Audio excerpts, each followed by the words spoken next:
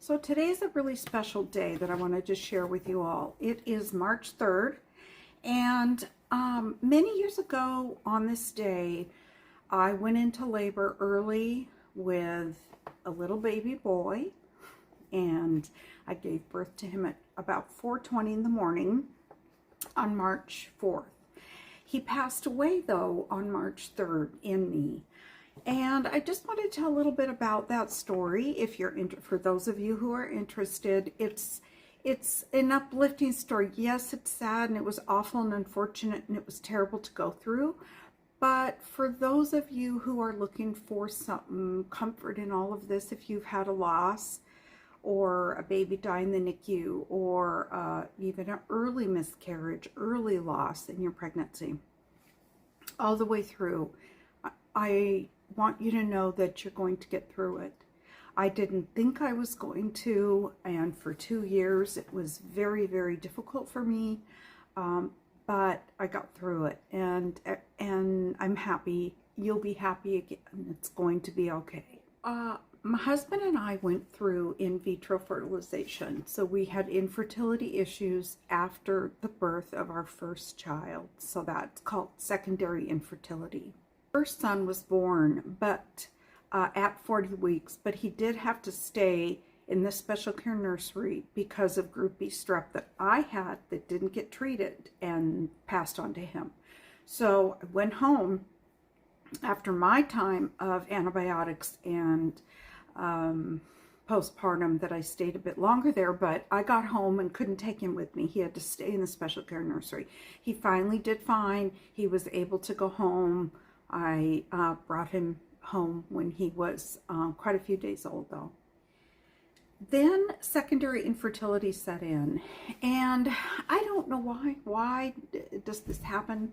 So we pursued in vitro. So my husband and I decided, yes, we were going to have another baby. I wanted another baby much more than he did. He was perfectly happy with one. And so years went by though, because of other things going on, finishing college, careers. So I didn't realize how difficult it would be to try to get pregnant until we were like, okay, now we want to. But it didn't work. Clomid didn't work. IUI didn't work. So we jumped right into IVF. And at this point too, I'm in my late 30s. So it's not like I had a lot of time or money to dilly-dally to pursue a whole bunch of different options. So I started at the University of Washington in Seattle, but their success rate was only 50%. So I was asking them why. Why would it only be 50%? How do we get to 70, 80%? And then I found a reproductive endocrinologist in another area of the United States who had this outrageously high success rate. How could this be? How could it be nearly every first time cycle results in pregnancy? So I found him, I started with him, and I just want to get going with that. I didn't want this to be an in vitro or infertility video. Our first cycle, I got pregnant. You're overjoyed that it worked. You're overjoyed that that you're finally at this place, but you're also scared out of your wits because you're doing a lot of labs. You're hoping that your HCG is doubling and tripling and doing all the things that it's supposed to do.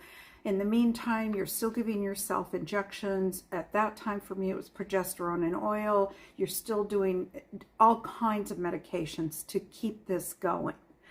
And so things continued, and you want to be happy and just feel free about it, but you're guarded. So you think, I'll just get through the first part, which is the first trimester, because we all falsely feel that's a good place to be, and anything can happen at any time. So that's not really, I mean, I let my guard down a tiny bit, but then that was silly because then everything went south.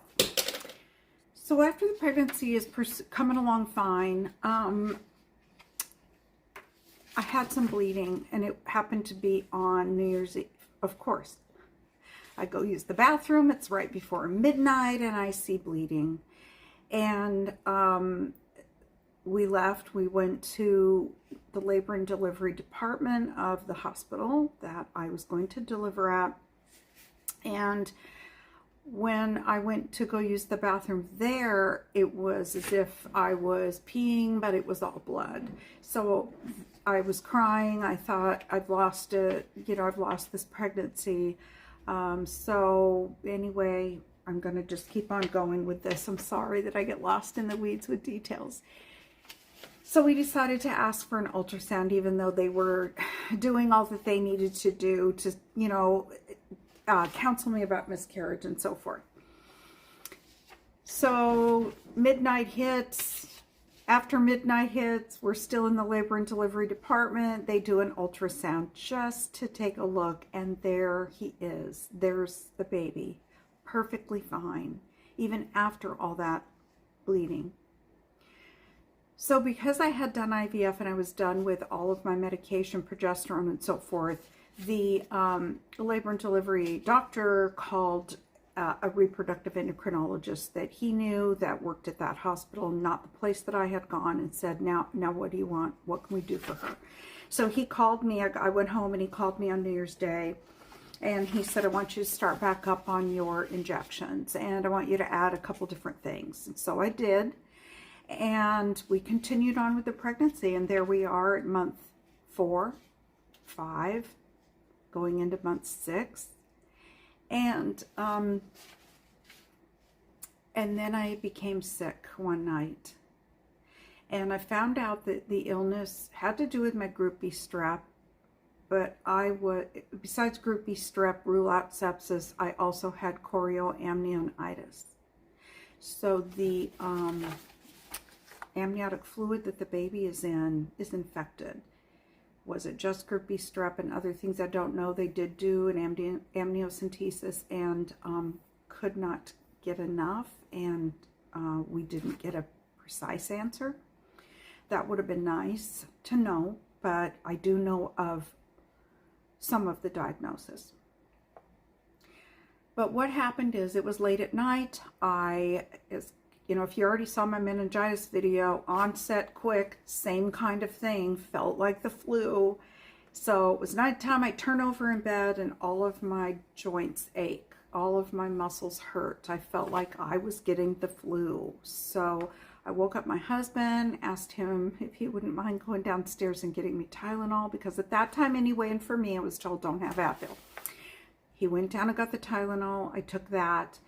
But I continued on with a fever, with chills, with body aches, with a headache. So the morning came, my husband went to work. He's in the military, active duty at that time. I called my sister. So you're going to hear me talk a lot about my sister, my husband, our other son, who at that time was 9 years old, because they were my support system and they were involved in all of this. I had another sister as well, and she also was there and came to see me, and she had just had a baby herself. So my sister said, don't worry, I'm coming. I'm just going to stay on the phone, talk to you while I drive to you. But at that point, things continued on, and I knew that he had died. I just knew he did. I was feeling him move. I was the sensation is really hard to describe, but besides that the movement became subtle and then stopped, I also felt a really heavy sense, like the sensation of dropping, of the baby going down so low in my pelvis. Then the mucus plug comes out, then some more bleeding happens, and I just knew that was it. And my sister came to get me. She comes into the house. We go out to her car, and she's driving me to labor and delivery to go back again. And she was preparing to have a baby shower for me, so she had the baby gift in the back seat, and she thought it would make me feel better because she was optimistic. Everything's going to be okay. Why would you think that? It's fine. We're going to be fine. Look at what I got him. And so I got the box at my lap while she's driving to the hospital, and I open it up, and it's a little outfit, a baseball outfit, a little boy baseball outfit with a cap. That went in his casket with him. So we get to the hospital, we go up to labor and delivery, and I get right away into an exam room, and the OB resident comes in, and she does an ultrasound, and she starts to do things like, as she's looking, wow, and she starts mumbling under her breath. And so my sister said, what's wrong, or what's going on? And she said, I'm really sorry to say this, but your baby doesn't have a heartbeat. Your baby died.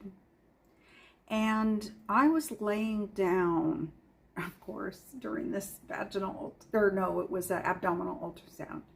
And I sat up, and out came this horrific scream. I don't even know from where, right? And thank God my sister was there with me. And the doctor, I was saying, are you sure? Are you sure? And she left. I'll be right back. She left. She came back in with one of the doctors that I had seen a little more on a regular basis for my prenatal care. And he came in and he did the same thing. And he looked and he looked and he double checked. And he also said, yes, there is no heartbeat. I don't know why in my mind I thought they were making a big mistake. That can't be. So they wanted to start labor because now my fever is 103 and I'm becoming really ill. Here comes vomiting, here comes everything, and they need to start labor and have me deliver him. But again, in my mind, I'm thinking they're going to make me deliver him and he's alive. How? I just couldn't grasp it. Even if they showed it to me, I couldn't grasp that 1 minute everything is fine, even though I felt like something was wrong. I had a hard time going through labor because I kept thinking maybe he's going to be okay. It's interesting what our minds do to protect us. The doctor had said in the exam room, can I call your husband? I said, yes. So they called my husband, and like I said, he was active duty Army, and I hear boots coming. I hear him running down the hall, and he said he could hear me crying once the elevator doors opened to the floor, to the labor and delivery floor, and he just ran towards me, what he was hearing. My sister was there. He was there. The doctor was explaining about going through labor, needing to get going on this. And so they walked me down to a room, and the nurse came in. She was just fantastic. I'll never forget her. And she had put her arm around me and told me, just keep walking. Just keep walking, because I was going to walk by ladies giving birth. I'm going down to that one at the end of the hall. Just keep going. We're right here with you. So I got to my room, got in my room, but my illness just progressed along with going through labor. I'm going to give a lot of details, and if you want to just scroll through, you don't want to hear this, that's okay. But I started vomiting, then came diarrhea, then came being incontinent of everything in the bed, and being weak and unable to even open my eyes. And that's when my doctor talked about sepsis, and we're going to treat you for sepsis. We don't know, but we need to get you to deliver quickly. So I did get an epidural. At that point, my other sister came, and my oldest son was being cared for by my mother at that time.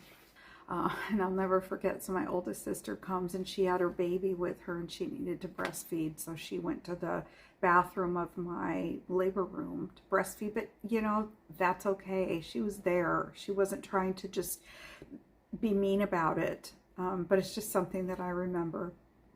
She came to the hospital. That's what I cared about.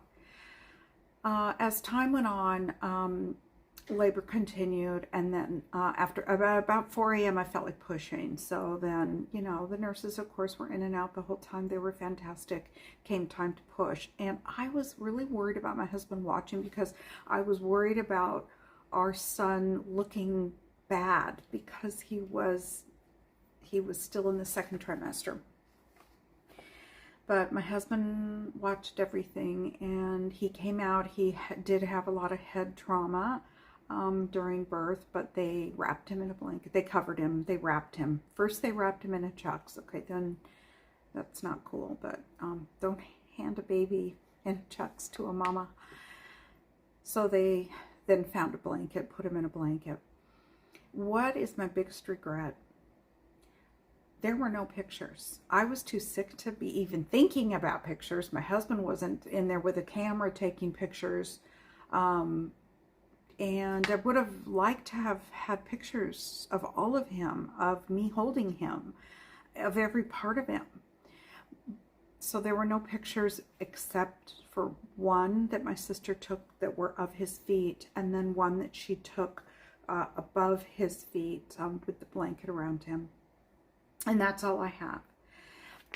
So it's just something to think about. If you're ever with somebody, with a loved one, a daughter, a niece, a friend, and anything dreadful happens, it does not matter to the mother or probably the father what trimester, how many weeks she's in. That is still their child. They still want to touch, feel, hold, have pictures of.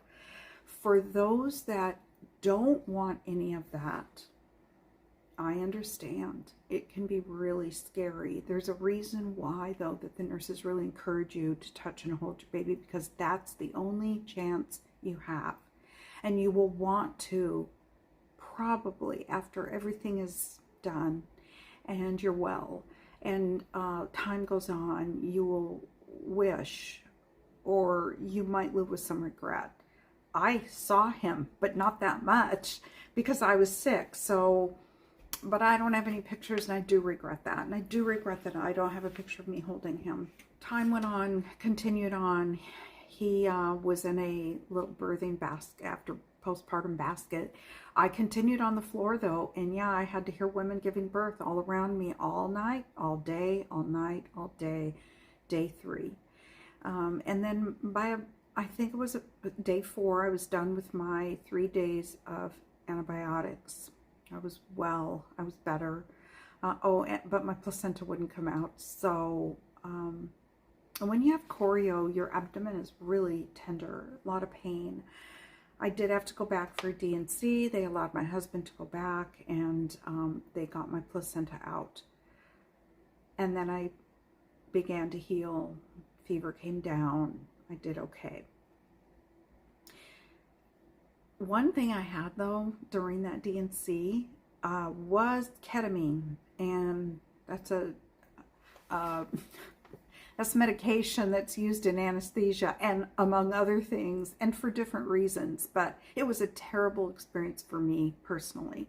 It felt like a big old horrible, as I imagine, psychedelic trip. I was hallucinating. I was thinking I was at places that I wasn't. I was so confused. It was just really a terrible, terrible experience to be given ketamine. I got better and I came home. So my placenta went off to the lab. I did a follow-up with, and he went over all of the information and told me Group B strep was everywhere. It was all over your placenta, on the cord, on Zachary, on your baby. I think that was the cause of death, and for you to get so ill. Besides having chorio makes a pregnant mom, can make a pregnant mom pretty sick anyway.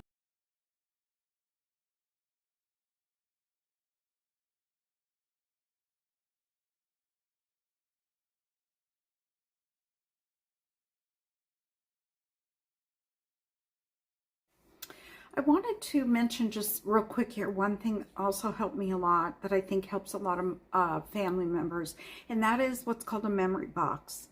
And at the hospital, my husband, they brought him in when I was giving birth, and they brought it, well, before Zachary came out, but I was in labor, and they brought him into a room and asked if he would like to pick out a memory box where they were going to, put the blanket that they wrapped him in, into, and any paperwork and anything else.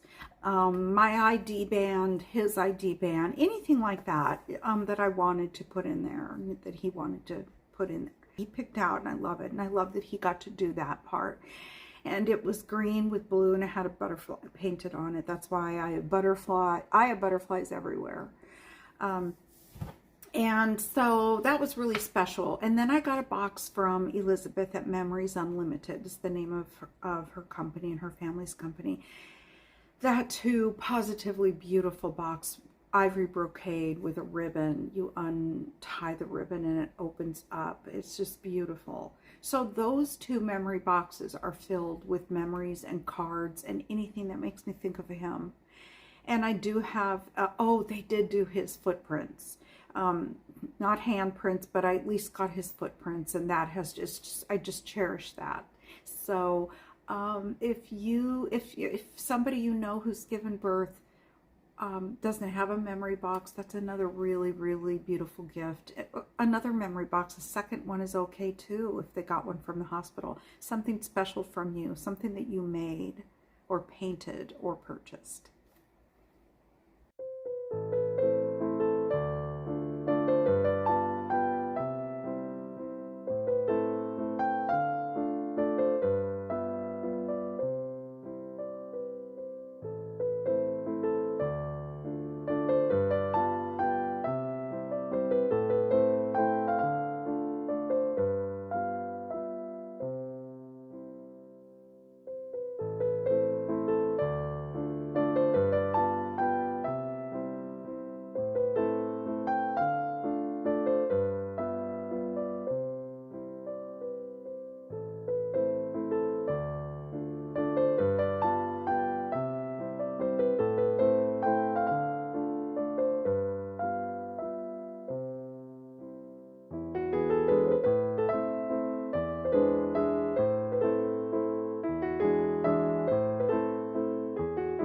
Postpartum.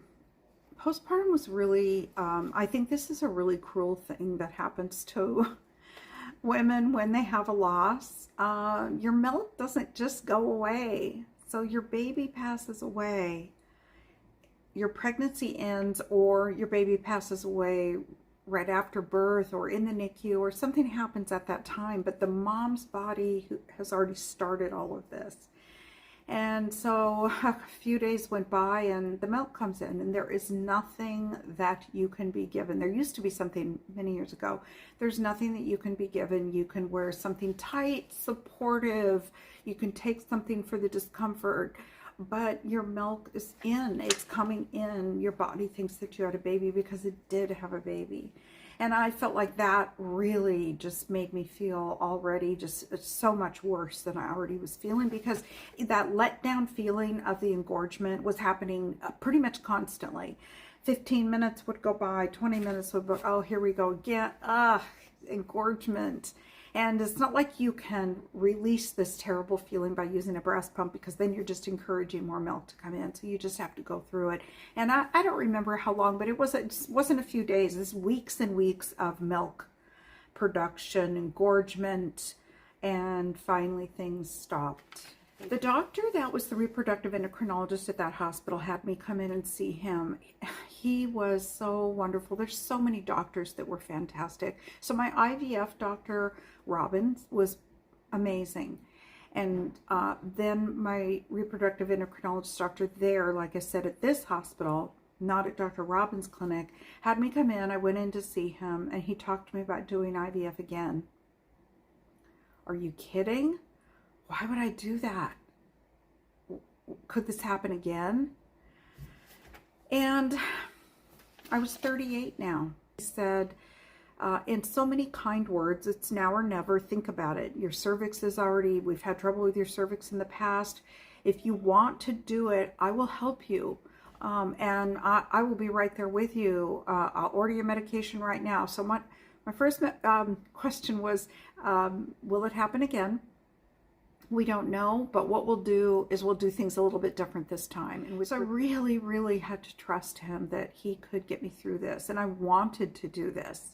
My husband wanted to do this. So there we were, jumping in with fear.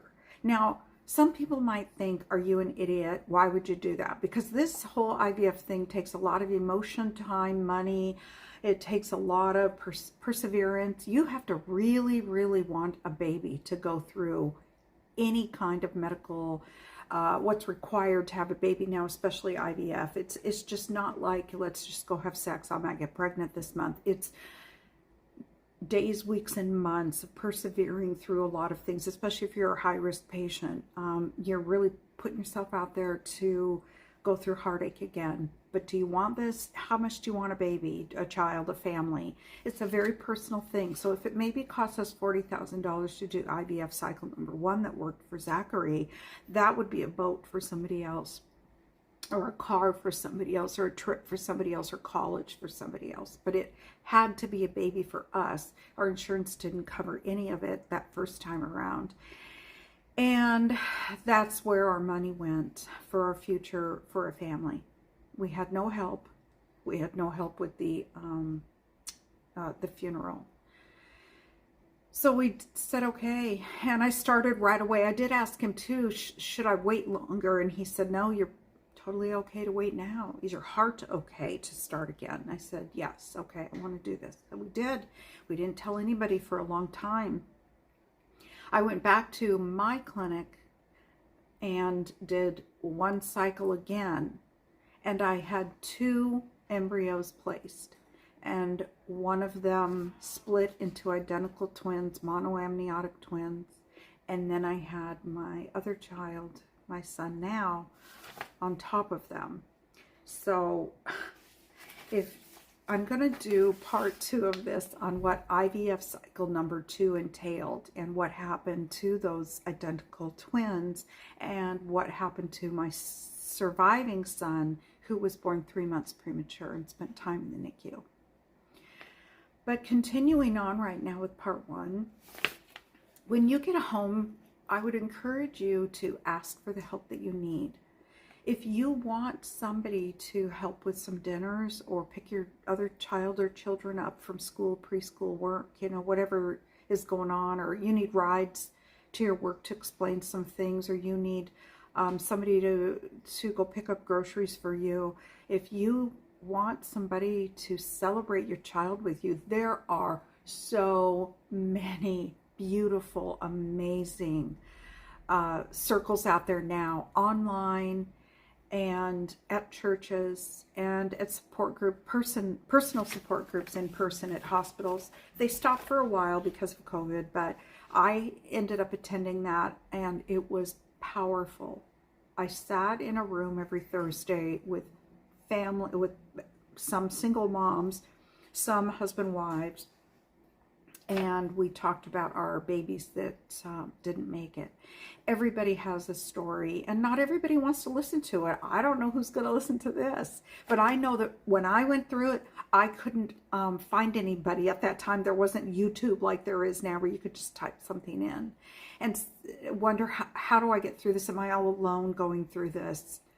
Because I really felt alone. I did have my support group online through the MISS Foundation, MISS, and I'm still friends with them today after all these many years. And the in-person support group that was done at the hospital that I did every Thursday, I'm still friends with all of them. We all have gone, well, a lot of us have gone on to have another child, some not, but most did. Some adopted embryos, some did IVF, some you know, had different avenues, surrogate, but we're still friends. We have gone to our children's birthday parties and done other things with each other throughout our whole journey in life. So there are people out there, and I'm going to list some really fantastic resources down below. And that's also how I started the sand writing. And if ever you've seen some ways to memorialize or remember somebody, there are a lot of women who do beautiful things, from making personalized bracelets to making candles, blankets, And so I did sand riding along with somebody named Carly Marie, and she went to a beach in Australia, and I went to the beach in Hawaii, and now California. And we would take requests and orders from people who my child died, or can you just do hearts or stars to represent my miscarriages, and different things. And then it went on to gold star families and so forth, and even happy occasions. But that's where that came from. Each baby, each name, each family, each mother, father has a story, and this affects everybody differently. It breaks up a lot of marriages, and it can make a lot of people closer. It can definitely break up families, because you're wondering, why doesn't my mom or aunt or sister or whoever care that it's my child's due date, or my child's 1-year anniversary, heaven date, whatever you want to call it, angelversary date. I'm going to have a cake. I'm going to celebrate with, a candle, whatever it might be. I've been to so many things: butterfly memorial, balloon memorial, service at church, prayer groups. There's a lot of things that women want to do that I think I maybe would have for sure not understood it had I not gone through a loss. I would have thought, well, why are they doing that? It's been 5 years. Oh, well, I'm celebrating because my child would be starting kindergarten. I just want to talk about this date. And I would not have understood that, but I understand it now, and I'm here to listen, and I'm involved in many groups. And I really honor and respect every single mother who has gone through this. It's painful. And a lot go through it alone. My family had their own life too. My sisters, of course, had their own life, their own kids, their own jobs. They couldn't be here all the time. But I did have one friend, and I want to share what she gifted me, because this made all the difference in the world to me. It's Connie. Connie, are you listening to this? I've known her all through junior high and high school. And when she found out what happened, I don't remember if I told her or she called, my mother told her, I don't even know. But she went and got a baby blanket.